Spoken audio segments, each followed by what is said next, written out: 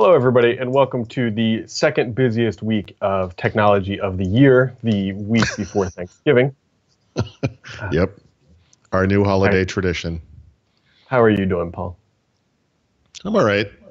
I have the same feeling every Monday, which is that I wish every weekend was a 3-day weekend, and I'm tired of that not being the case.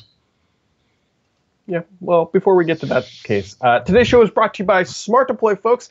IT tools to manage your Windows computers made easier. Check them out at smartdeploy.com/throt and go get some goodness for your deployments. But yeah, it is, unfortunately, Paul, not a 3-day weekend. Not even close, actually. Actually, we are pretty close to what is arguably a 4-day weekend. Yep. And I think what Paul is alluding to here, folks, a couple show notes or whatever you want to call it. We're not going to be doing podcasts on Thursday or Friday, mostly because, one, on Thursday I will be eating turkey and lots of other Thanksgiving-related things. I assume Paul will be doing the same as well. And on Friday, I will probably be in some sort of coma recovering. Actually, I'm probably going to be in a literal coma because on Thanksgiving Day, I'm going to eat bread in the form of stuffing for the first time in a year. Well, yep. It's a slippery slope. You start with bread, and before you know it, you're eating fettuccine Alfredo, Paul. Well, we'll see how it goes. Yep. Well, I wish you luck on your bread endeavors, and I hope that they are full of delightfulness. I'm mostly worried about my gastrointestinal system, which doesn't get a lot in the way of refined carbohydrates these days. Yeah, there's a good Ron White joke. It's very related to this, where he's talking about vegetarians, and one of his friends was having a gastrointestinal problem reacting to what he thought was beef broth. And he said, wow, you guys really are a resilient bunch, if that's what does you in. So, that's awesome. I'm just saying, Paul, if the world ends tomorrow and all we have left to eat is bread, you will be the first to go. Sure. Well, if that happened, I guess maybe I have to change my diet, but we'll see what happens. Speaking of first to go, Paul, I called Paul this morning at a very prompt, probably 8:25 a.m. Yeah, thanks for that, by the way. And I said, Paul, I'm gonna ruin your Monday more than usual. And then he did. Yeah, we did, and we booked our travel for CES, and so we will be going to that again. Nobody's proud of this. Nobody's happy with it. And we're talking, we get some red-eye flight action occurring, which should be awesome. Yeah, we are. Well, you had really bad flights coming home, but we did splurge, and by splurge, we decided not to stay at the Bed Bug Inn this year, and we upgraded to the Flea Motel. Actually, no, this hotel is marginally nicer, but insanely. Oh, it's demonstrably nicer. And by the way, they have a fantastic steak restaurant. Not that we'll be partaking in that probably, given our schedule, but the Excalibur, I believe, in Dante was like the 6th ring of hell. It's one of them. I can't remember, but this is definitely a step up. Yeah. So for those who are going, we are staying at the Monte Carlo. And if you've never been to Vegas, you're not missing much. The people always ask Paul, they say, why do we hate this so much? Because there's so many people, and it's not like, it's people think of CES, they think of, oh, you're in a private room. Here is the latest laptop. Please just play with it for 30 minutes and give us your feedback. It's more of you have like spears in your hands and you are just stabbing people in the kidneys trying to get a photo of. That's the worst. Device. It's the worst. Yeah. And not to mention, there's few things I will bet on in life, but I guarantee I will get some sort of disease flying to and from there, and on the way back I'll be miserable for about 5 days afterwards. It's called the CES flu. Yeah. Yep. There's no upside to this. So if you I enjoy have to. pain and misery, I'm flying like pure coach on the way out, and I did actually get an extra legroom seat for the way back. Thank God. But at least they're nonstop flights. yeah. And then we're going to have to sit in a cab for like 13 hours just to get to this place where we will then have the privilege of being stuck like sardines into a giant can full of other people with all of their wonderful smells and heats and stabbing selfie sticks. And it's just gross.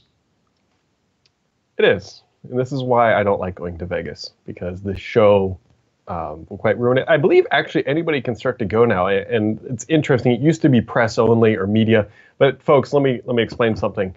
To be considered media, you need 10,000. You need a website that does 10,000 page views in a month.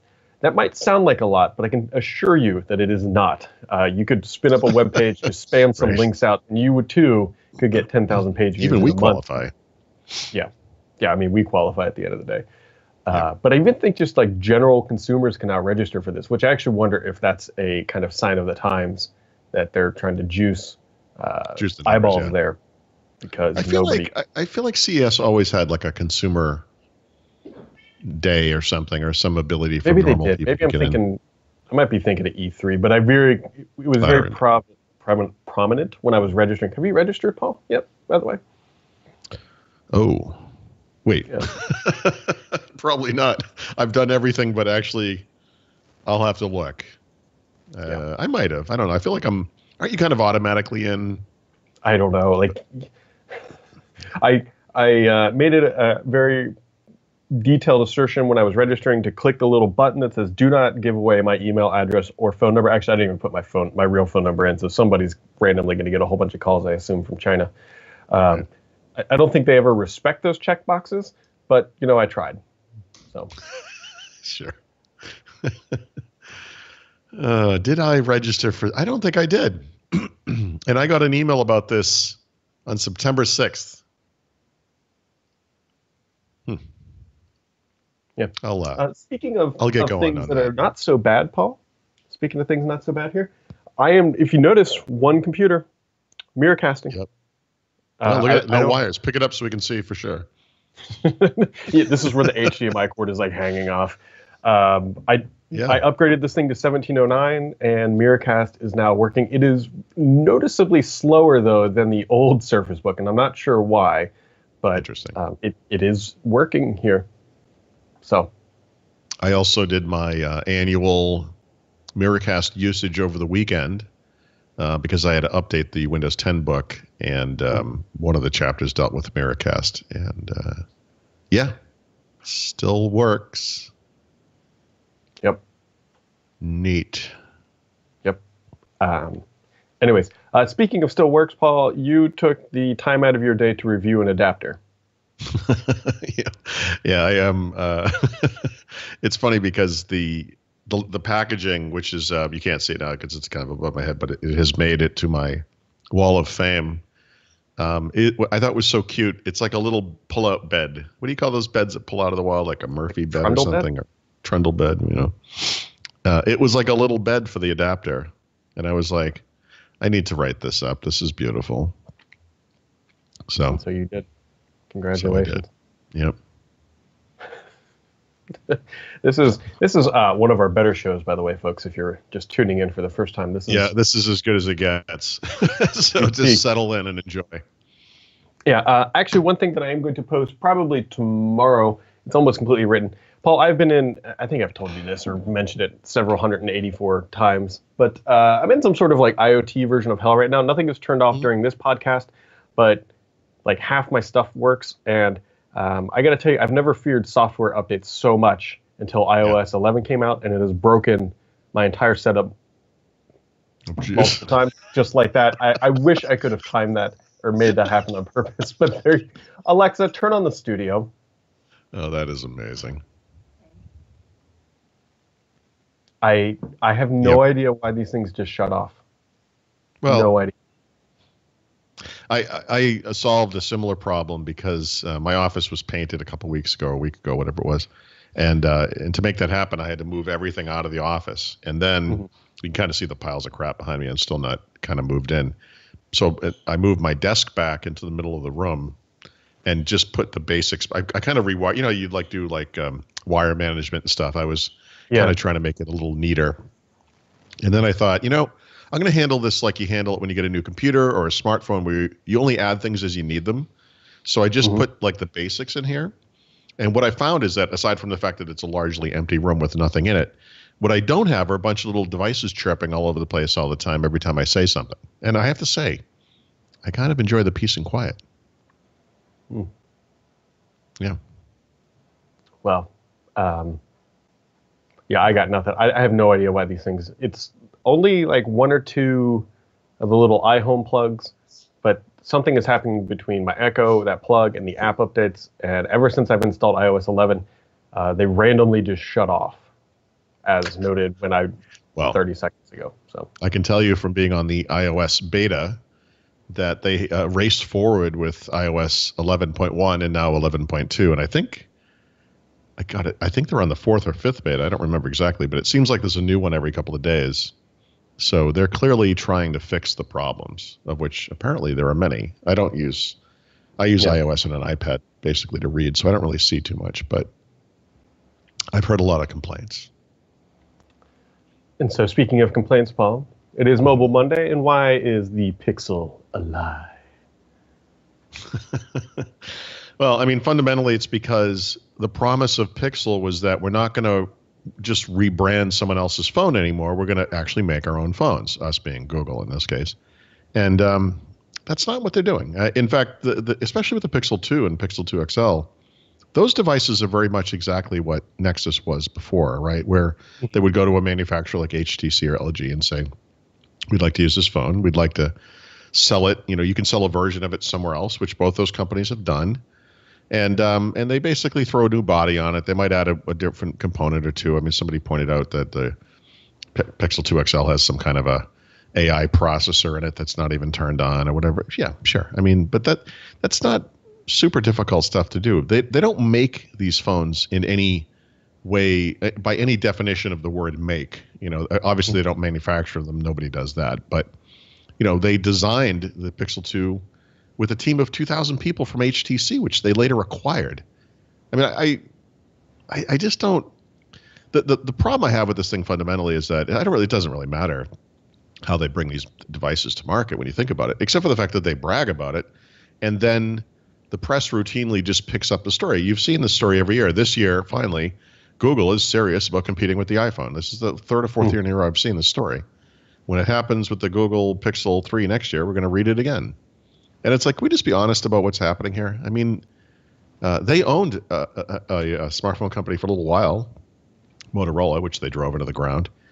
And arguably at that time, they were, in fact, making their own phones. That was it. And since then, they've never really made their own phones. They're kind of edging into it. They're taking baby steps in that direction. But the way they tell the story, I find to be a little disingenuous because, the Nexus 5X that you have, the Nexus 6P, were fantastic phones, both of them. They are no different in their relationship to the parent company than the Pixel and the Pixel XL, except for one thing. They cost hundreds of dollars less. And I just don't feel that Google does anything to justify the claim or the price. It's a lie. It's a lie. Wow. This is snarky by even my standards. Mm-hmm. I was about to say, much like Microsoft said, UWP is the future. Well, that was not so much a lie as it was a mistake. Yeah. Yeah. Microsoft lacks follow through. No, they do. As I noted today, by the way, speaking of smart speakers, as you were earlier, even Microsoft was able to ship a smart speaker this year. Google or Apple rather can't make that claim, and I find that to be rather incredible because they were first with digital assistants on phones, and they've really squandered what they had, and that's very interesting because that's not the story we typically tell about Apple, right? They're usually the company that swoops in at the end and says, "Okay, we think this technology is viable. Let's get it right." It's odd to me that they were kind of a leader here, and yet their digital assistant is, with the possible exception of Bixby, still the most laughable in the market today. Yeah, no, I mean, I tend to agree with that. Although I will throw an Apple a small bone here. Microsoft did announce their smart speaker 7 months before Apple announced theirs, and so. Yep. Oh, so you're saying like the timeline could be similar? Yeah. I right. Okay. Yeah, that's fair. Yeah, but Microsoft did get theirs to market faster. I mean, you can go out and buy one. You can buy one on Friday for what is it, $99, which that actually might be an okay value for this thing. As my lights just shut off again. You might want to look into maybe switching to that. I don't know what it is. I don't know what's causing it. Something is sending a signal specifically to those, because I have other lights that are connected, like this one back here, and on the same setup, and they don't turn off. This is my life. Well, I'm sorry. Welcome to IoT hell, Paul. All right, you got anything else for today, Paul? I don't know. I've my Xbox One X review will be up this week. I've got a bunch of hardware reviews to write. I don't want to ruin any of that, but I do have that Eve 5 tablet, and by the way, the kind of Surface Pro type device. I'm going to try to get something out about that today. Some more HP hardware. I got some VR stuff I'm working on. There's just not enough hours in a day. Well, unfortunately, there's going to be lots of not news this week. Because, well, that will fill it. That's what's going to fill it for me. I can at least write the reviews. So, with that, everybody, on a little bit darker note here physically, not literally, just physically, today's show is brought to you by Smart Deploy. They specialize in computer imaging, so your IT team doesn't have to. They do it right. You can do it better. Go check them out, smartdeploy.com/therot, and we will catch you right back here tomorrow.